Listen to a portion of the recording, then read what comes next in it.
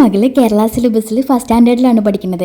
അപ്പോൾ ഞാൻ അവർക്ക് എക്സാം എങ്ങനെയായിരിക്കും എന്നുള്ളത് എനിക്ക് ഒട്ടും ഒരു ഐഡിയ ഉണ്ടായിരുന്നില്ല. അപ്പോൾ ഞാൻ യൂട്യൂബിലൊക്കെ ഒത്തിരി സെർച്ച് ചെയ്ത് നോക്കി അങ്ങനത്തെ ഒരു മോഡൽ ക്വസ്റ്റ്യൻസ് എന്തെങ്കിലും ഉണ്ടാവും എന്നുള്ളത്. അപ്പോൾ എവിടെയും എനിക്ക് കാണാൻ കിട്ടിയില്ല. അപ്പോൾ ഞാൻ വിചാരിച്ചു ഞാൻ തന്നെ ഉണ്ടാക്കാമെന്നുള്ളത്. അപ്പോൾ ഞാൻ അവിടെ ഇപ്രാവശ്യം പഠിക്കാനുള്ള ഈ ടേമിലെല്ലാം കൂടെ ഇൻക്ലൂഡ് ചെയ്തിട്ട് ഞാൻ ഉണ്ടാക്കിയിട്ടുള്ള ഒരു ക്വസ്റ്റ്യൻ പേപ്പർ. അപ്പോൾ ഞാൻ വിചാരിച്ചു എന്നെപ്പോലെ ബാക്കിയുള്ള അമ്മമാർക്ക് അതൊരു ഉപകാരം ആവുമല്ലോ എന്ന്. അതുകൊണ്ടാണ് ഞാൻ ഇത് അപ്ലോഡ് ചെയ്തിട്ടുള്ളത്. അപ്പം ആദ്യത്തെ GK ആണ് എക്സാം. ആ എക്സാമിൽ ക്വസ്റ്റ്യൻ എന്ന് പറഞ്ഞാൽ റൈറ്റ് അവർ sense organs and its use എഴുതാനുള്ളത്. അപ്പോൾ സെൻസ് ഓർഗൻസ് എന്തൊക്കെയാണ് അതിന് നേരെ വരയിട്ട് സെൻസ് ഓർഗൻസ് എഴുതാനും അതിൻ്റെ യൂസേജ് എഴുതാനാണ് പറയുന്നത്. യൂസേജ് എഴുതാനില്ലെങ്കിൽ ചിലപ്പം ഓർഗൻസ് മാത്രം എഴുതാൻ വേണ്ടിയിട്ട് വരാം. ചിലപ്പം ഈ ബോയിനെ തന്നെ പിക്ചർ വരച്ച് സ്വയം എഴുതാൻ വേണ്ടിയിട്ട് വരാം. അങ്ങനെയും വരാം കേട്ടോ.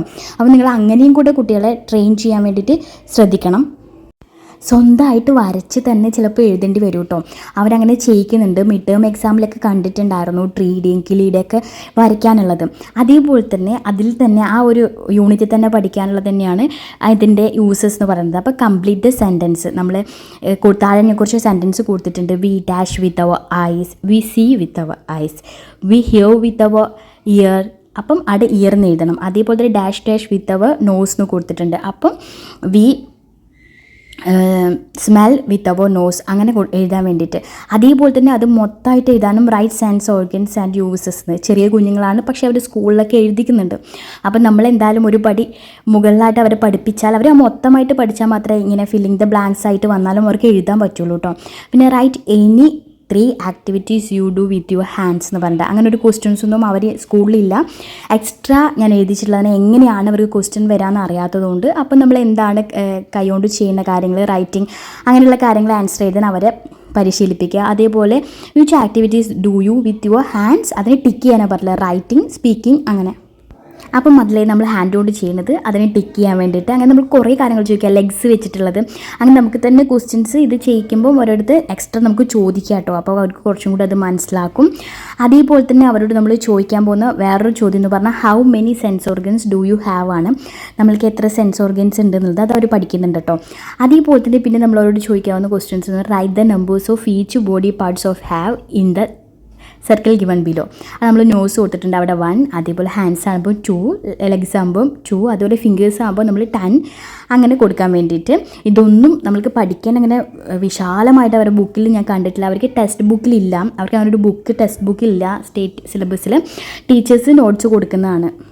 അതുപോലെ വരാൻ സാധ്യതയുള്ള വേറൊരു ക്വസ്റ്റ്യാണ് match the following and fill up the blank എന്ന് പറയുന്നത്. നമ്മുടെ ഓർഗൻസ് ഇവിടെ കൊടുക്കും. അത് നമുക്ക് എന്താണ് ഫീൽ ചെയ്യുന്നുള്ള കാര്യം അത് മാച്ച് ചെയ്യാനും അതിൻ്റെ കൂടെ തന്നെ എക്സ്ട്രാ എന്ന് പറഞ്ഞത് ഞാൻ കൊടുത്തിട്ടുണ്ട്. അത് നിങ്ങൾക്ക് വേറെ ക്വസ്റ്റ്യൻ ആയിട്ടും ചെയ്യാം, അല്ലെങ്കിൽ അതിൻ്റെ കൂടെ തന്നെ കൊടുക്കാം കേട്ടോ. My eyes help me to എന്ന് പറഞ്ഞിട്ട് എന്താണെന്നുള്ളത് സി. അതുപോലെ my nose help me to smell അങ്ങനെ. അപ്പോൾ അതിന് വരയ്ക്കുകയും ചെയ്യാം. അതിൻ്റെ നേരെ അത് എഴുതാനും കൂടിയായിട്ട് കൊടുത്തിട്ടുള്ളത്. ഈ രീതിയിലൊക്കെ ക്വസ്റ്റ്യൻസ് വരാം കേട്ടോ. അതേപോലെ തന്നെ how many colours are there in the rainbow. ഇത് അടുത്ത യൂണിറ്റ് ആയിട്ടുള്ള പാടാൻ തോന്നുന്നുണ്ട്. അങ്ങനെയാണ് നെക്സ്റ്റ് പേജിൽ എഴുതിയിട്ട് വന്നിട്ടുണ്ടായിരുന്നത്. അപ്പോൾ how many colours are there in the rainbow. റെയിൻബോയിൽ എത്ര കളേഴ്സ് ഉണ്ട്. അതേപോലെ can you name the colour of the rainbow. എല്ലാ സ്പെല്ലിങ് അവർ പഠിച്ചിട്ടുണ്ടാവും. അതും അവിടെ എഴുതാൻ വേണ്ടിയിട്ട് അവരോട് പറയാം. അതും വളരെ ഇമ്പോർട്ടൻ്റ് ആയിട്ടുള്ളൊരു ക്വസ്റ്റ്യൻ ആട്ടോ. പിന്നെ ആ കളേഴ്സ് ചെയ്താൽ വേറൊരു തരത്തിലൊരു ക്വസ്റ്റ്യൻ വരാം. Write missing letters.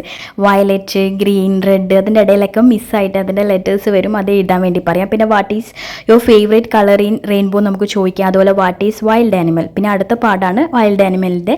അപ്പോൾ എന്താണ് വൈൽഡ് ആനിമൽ എന്ന് അവർ പഠിക്കുന്നുണ്ട്. അത് എഴുതാൻ അങ്ങനെ തന്നെ ഉണ്ട്. അത് എഴുതിക്കേണ്ടി വരും. അല്ലെങ്കിൽ ചിലപ്പം ഇതേപോലെ ഫില്ലിംഗ് ദ ബ്ലാങ്ക്സ് ആയിട്ടും വരാം. പിന്നെ write the name of the 5 wild animals. അവർ ഓൾറെഡി ആനിമൽസിൻ്റെ പേരൊക്കെ എഴുതി പഠിച്ചിട്ടുണ്ടാവും. അപ്പം അതിൽ 5 പേര് അതിൽ എഴുതാനാണ് പറയുന്നത്. അതേപോലെ തന്നെ അത് ഫില്ലിംഗ് ദ ബ്ലാങ്ക്സ് ആയിട്ട് വരാം കേട്ടോ. പിന്നെ സർക്കിൾ ദ വൈൽഡ് ആനിമൽസ്. അവിടെ പിക്ചേഴ്സ് കൊടുത്തിട്ടുണ്ട്. അത് ഞാൻ വരച്ചതാട്ടോ. നിങ്ങൾക്ക് നല്ല ഭംഗിയിൽ വരച്ചു കൊടുക്കാം കേട്ടോ. അപ്പോൾ അതിൽ ഹോഴ്സ് എന്ന് പറയുന്നത് പെറ്റ് ആനിമലാണ്. ചിലപ്പോൾ നമുക്ക് വൈൽഡ് ആനിമലായിട്ട് ഫീൽ ചെയ്യും. അങ്ങനെ കൺഫ്യൂസ്ഡ് ആയിട്ടൊക്കെ ഉണ്ടാവും. അത് ക്ലിയർ ചെയ്ത് പറഞ്ഞു കൊടുക്കാം. എലിഫൻറ്റിനും ലയണിനും വരയ്ക്കാൻ വേണ്ടിയിട്ട്. അതുപോലെ തന്നെ പാരറ്റ് ബേർഡ് ആണെന്നും അങ്ങനെ കൺഫ്യൂസ്ഡ് ചെയ്തിട്ട് വരാം. അവരുടെ അത് ക്ലിയർ ചെയ്തിട്ട് പറഞ്ഞു കൊടുക്കാം കേട്ടോ. പിന്നെ നെക്സ്റ്റ് അവർക്ക് വരാൻ പറ്റുന്ന ക്വസ്റ്റ്യൻസ് പറയുന്നത് I am the biggest land animal. അതിനെ സർക്കിൾ ചെയ്യാനാണ് പറയുന്നത്.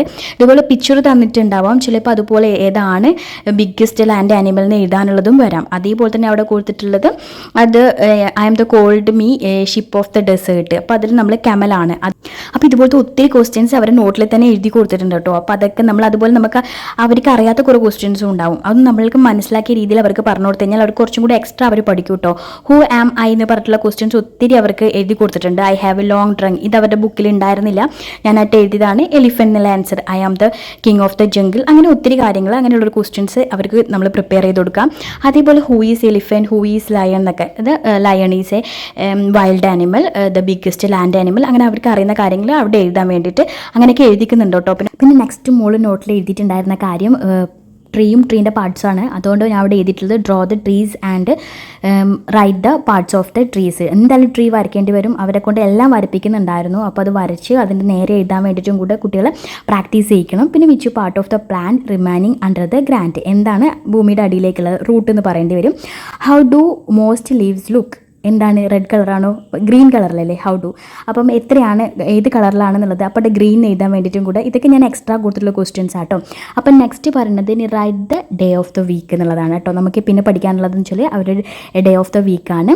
അപ്പോൾ അതവിടെ എഴുതുക, സൺഡേ മൺഡേ അങ്ങനെയുള്ളത്. പിന്നെ അതിനെപ്പറ്റി കുറച്ച് ക്വസ്റ്റ്യൻസ് ആട്ടോ. കുറേയൊക്കെ അവരുടെ നോട്ടിൽ അവർ എഴുതിയിട്ട് വന്നിട്ടുണ്ടാവും. I am between Tuesday and Thursday, അപ്പോൾ അതിൻ്റെ ആൻസർ എന്താ വെനസ്ഡേ എന്ന് എഴുതാൻ. I come between Monday and Wednesday, I am the first day of the week, I am the last day of the week, I come after Friday, I am the last day of the week, I am the fourth day of the week, I am sixth day of the week.